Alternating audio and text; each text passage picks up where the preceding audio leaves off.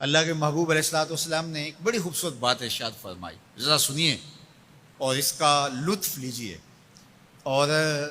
حضور کے دیے گئے اس وعدے پہ دل کے قرار کا سامان کیجئے۔ اللہ کے محبوب علیہ السلام نے ارشاد فرمایا کہ من یکفل لی اللہ یسأل الناس شیئا، جو شخص مجھے اس بات کی ضمانت دے کہ وہ اللہ کے علاوہ کبھی بھی کسی سے کوئی سوال نہیں کرے گا، جب بھی کوئی مشکل ہوئی، جب بھی تکلیف ہوئی تو وہ سوال مالک کی دہلیز پہ کرے گا، وہ مصلی بچھائے گا اور رب سے کہے گا میرا مسئلہ یہ ہے۔ جو شخص مجھے یہ ضمانت دے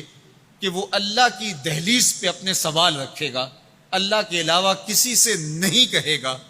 اللہ کے محبوب فرماتے ہیں اتکفل لہ بالجنہ، میں اس کو جنت کی ضمانت دیتا ہوں۔ اور یہ روایت حضرت ثوبان رضی اللہ تعالی عنہ سے مروی ہے۔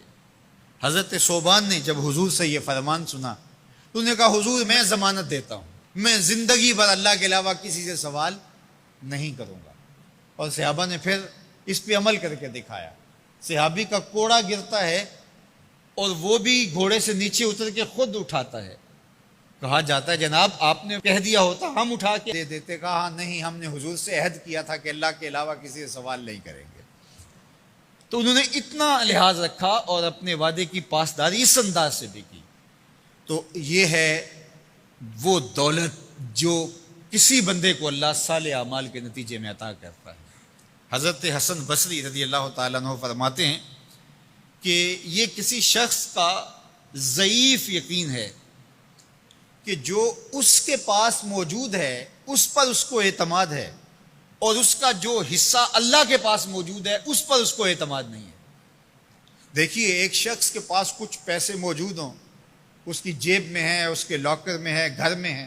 اور ایک وہ اس کا مال ہے جو بینک میں پڑا ہوا ہے، تو جس طرح وہ اپنے ہاتھ میں موجود پیسوں پر مطمئن ہوتا ہے، بینک میں پڑے ہوئے پیسوں پر بھی ایسے ہی مطمئن ہوتا ہے، کہتا ہے وہ بھی میرے ہی ہیں۔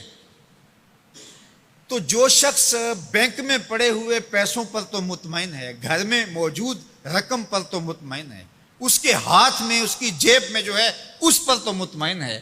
اور اس کی قسمت کا جو ابھی اللہ کے پاس ہے اس نے ابھی اس کو دیا نہیں، اس پہ مطمئن نہیں ہے،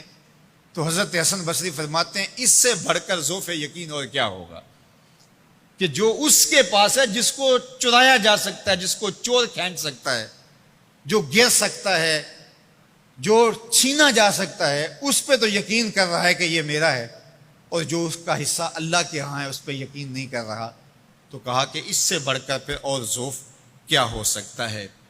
اس لیے اپنی زندگی میں قناعت کا نور رکھنے والے ہی مطمئن زندگی گزارتے ہیں۔ ابن جوزی نے کہا تھا کہ جس شخص کی زندگی میں قناعت آ گئی اس کی زندگی مطمئن ہو گئی، اور جس شخص کی زندگی میں طمع آ گیا اس کی زندگی گھٹن کا شکار ہوگی، اذیت کا شکار ہوگی۔ حضرت سہل بن سعد الساعدی رضی اللہ تعالی عنہ سے یہ روایت مروی ہے کہ ایک شخص حضور کی خدمت میں آیا اور اس نے حضور سے ایک عجیب سوال کیا۔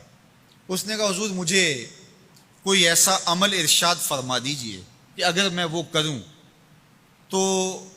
مجھ سے اللہ بھی پیار کرے اور اللہ کی مخلوق بھی مجھ سے پیار کرے۔ ایک عمل ایسا بتا دیجئے اگر میں وہ عمل بجا لاؤں تو اللہ مجھ سے پیار کرے اور اس کی مخلوق بھی مجھ سے پیار کرے۔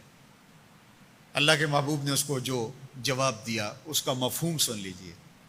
آقا کریم نے فرمایا جو دنیا میں موجود ہے، میسر ہے، اس سے بے رغبت ہو جا،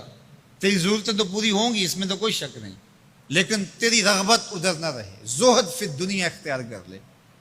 تو تجھ سے اللہ پیار کرے گا کہ یہ بندہ دنیا میں رہ کے بھی دنیا کا نہیں میرا ہے، اور جو لوگوں کے پاس ہے ان سے بے نیاز ہو جا تو لوگ تجھ سے پیار کریں گے، اور اگر تو لوگوں کی جیبوں پہ نظر رکھے گا اور لوگوں کی دولت میں، ان کے مال میں تجھے رغبت ہوگی تو فرمایا کہ پھر لوگ تجھ سے دور ہٹ جائیں گے۔